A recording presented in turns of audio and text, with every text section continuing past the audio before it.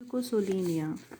As we have discussed in Psychon about the reproductive system, that two type of reproduction is found in them. First is the asexual reproduction and the other is sexual reproduction.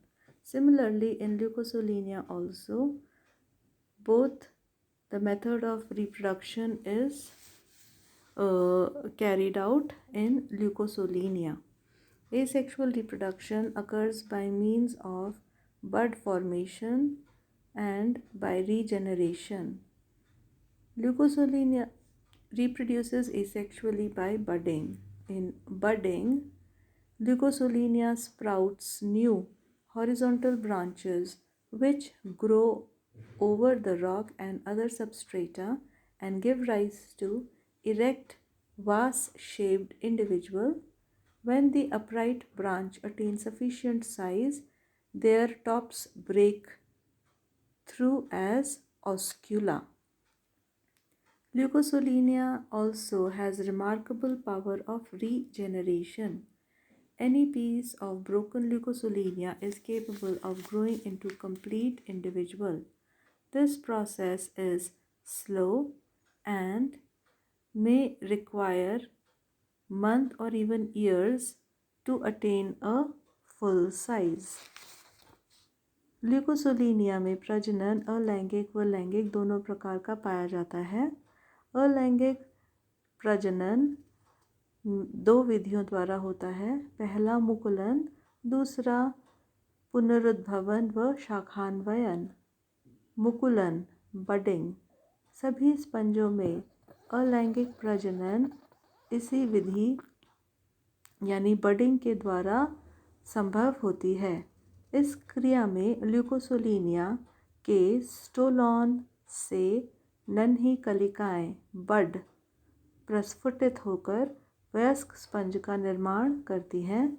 इस विधि से प्रजनन अनुकूल परिस्थितियों में होता है, यानी जब परिस्थिति फेवरेबल होती है।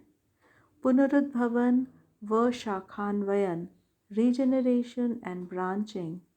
इस विधि में स्टोलॉन के छोटे छोटे टुकड़े यदि कॉलोनी से टूटकर पृथक हो जाते हैं तथा मुकुलन व पुनरुद्भवन की क्रिया द्वारा नई कॉलोनी का निर्माण कर लेते हैं। अन्य स्पंजों की तरह ल्यूकोसोलीनिया में भी पुनरुद्भवन की अद्भुत क्षमता पाई जाती है। यदि निवह यानी कॉलोनी को टुकड़े कर पृथक कर दिए जाएं तो ये पुनरुद्भवन की क्रिया द्वारा नए कॉलोनी का निर्माण कर लेते हैं। यदि स्पंज को कई टुकड़ों में काट दिया जाए और वातावरणीय परिस्थितियां अनुकूल हो तो प्रत्येक टुकड़ा नए स्पंज में विकसित हो जाता है। विल्सन ने सन 1907 में यह बताया कि स्पंज को टुकड़ों में काटकर मसल कर रेशमी कपड़े से छान दिया जाए जिससे स्पंज की सारी कोशिकाएं पृथक हो जाएं, तो भी यह अनुकूल वातावरण में कोशिकाएं पुनः मिलकर छोटे छोटे स्पंज कायों का निर्माण करती हैं और यह प्रोसेस रिकॉन्स्टिट्यूशन या रिकंस्ट्रक्शन कहलाती है, पुनर्निर्माण कहलाती है। इसके बारे में भी हमने साइकन में पढ़ा था। Sexual reproduction. Sexual reproduction takes place by the formation of gametes, that is ovum and sperm. Leukocytonia is hermaphrodite because both the gametes are formed in the body of same individual. Though gonads are absent, the gametes are formed by differentiation of the amoebocyte cells. Cross-fertilization occurs, which is internal. The sperms are drawn in the body of leukocytonia with water current, which fertilize the ova. The development of leukocytonia have been described by Michnikov in 1879 and mentioned in 1896. Development of leucosolenia. The fertilized egg undergoes equal and holoblastic cleavage to form an hollow oval blastula called the coeloblastula. The coeloblastula is composed entirely of a narrow flagellated cells except at the posterior pole where there is a group of rounded non-flagellated cells.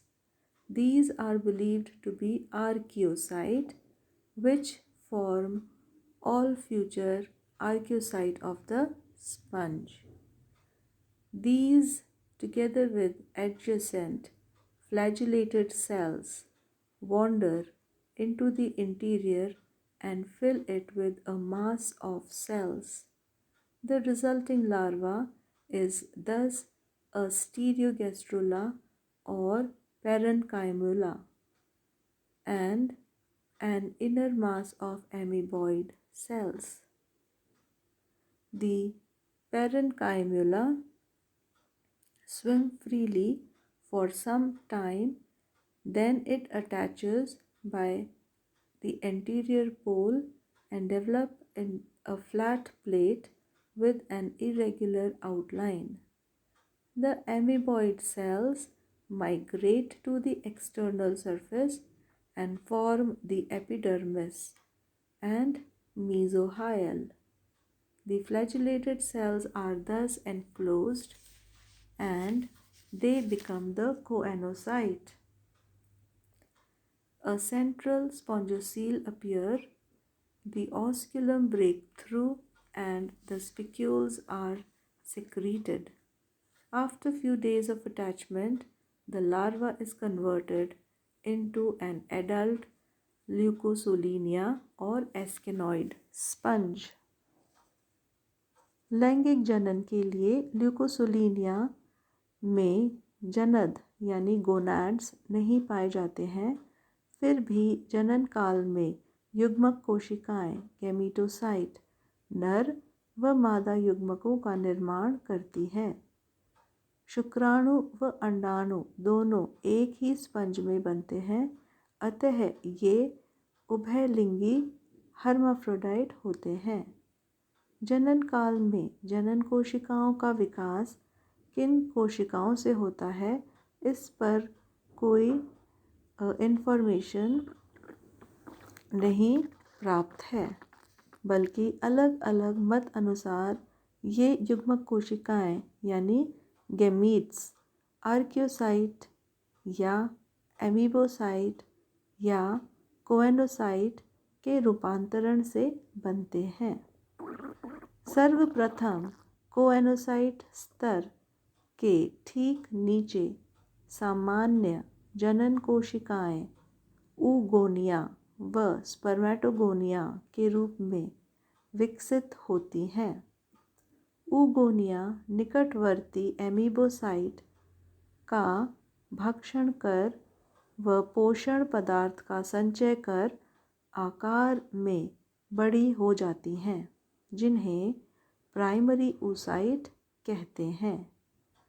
अब ये अणुजनन की क्रिया द्वारा अर्धसूत्री meiosis की प्रक्रिया कर अंडाणुओं यानी ओवा में परिवर्तित हो जाते हैं। इसी तरह स्पर्मेटोगोनिया भी शुक्राणु जनन की क्रिया द्वारा स्पर्मेटोजेनेसिस के द्वारा अर्धसूत्री विभाजन मियोटिक डिवीजन कर स्पर्मेटिड्स में बदल जाते हैं। फिर ये स्पर्मियोटिलोसिस द्वारा सामान्य पूँछ युक्त शुक्राणुओं में रूपांतरित हो जाते हैं, यानी स्पर्मेटोपोइसिस के द्वारा ये पूँछ युक्त स्पर्म में रूपांतरित हो जाते हैं। SpermATEPOESIS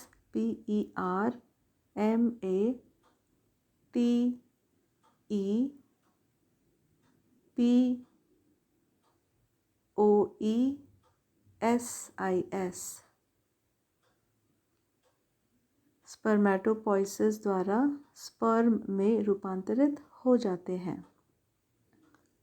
fertilisation. ल्यूकोसोलिनिया में शुक्राणुओं का परिवर्धन अंडाणुओं से पहले होता है और इस स्थिति को प्रोटोएंड्रस कहते हैं। पुंपूर्विता कहते हैं। इसमें निषेचन आंतरिक व परनिषेचन fertilization is internal and cross fertilization occurs। परिपक्व अंडाणु पैट्रिक स्पंज के शरीर के भीतर मीज़ोहाइल में कोएनोसाइट के नीचे स्थित रहता है।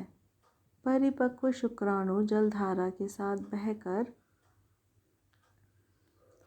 उस स्पंज तक पहुंचता है। एक स्पंज के शुक्राणु जलधारा के साथ किसी दूसरे स्पंज के शरीर में प्रवेश करता है। वह आंतरिक निषेचन इंटरनल फर्टिलाइजेशन की क्रिया को संपन्न करता है। इसमें फर्टिलाइजेशन की क्रिया विचित्र व महत्वपूर्ण होती है। इस प्रक्रिया में पहले शुक्राणु परिपक्व अंडाणु के समीप स्थित कोएनोसाइट की कोशिकाओं में प्रवेश करता है। शुक्राणु के कोएनोसाइट में प्रवेश करते ही इसके पूंछ व कीप कोशिका का कशाभ विलुप्त हो जाता है। कोएनोसाइट कशाभ छोड़कर अमीबाब यानी एमीबोसाइट हो जाते हैं। अब इसे वाहक कोशिका या कैरियर कोशिका या नर्स कोशिका कहते हैं।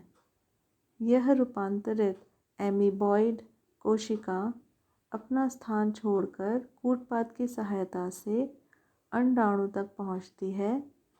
वहां पहुंचकर अंडाणु के साथ चिपक जाती है व शुक्राणु को अंडाणु में स्थानांतरित कर देती है। शुक्राणु स्थानांतरण के पश्चात एमीबॉइड कोशिका मीज़ोहाइल में चली जाती हैं। शुक्राणु का केंद्रक अंडाणु के केंद्रक के साथ संगलित होकर उसका फर्टिलाइजेशन कर देता है। Embryonic development. विदलन। निषेचित अंडाणु में भ्रूणीय परिवर्धन मातृस्पंज के मीज़ोहाइल में प्रारंभ हो जाता है। निषेचन के तुरंत बाद निषेचित अंडाणु में विदलन प्रारंभ हो जाता है।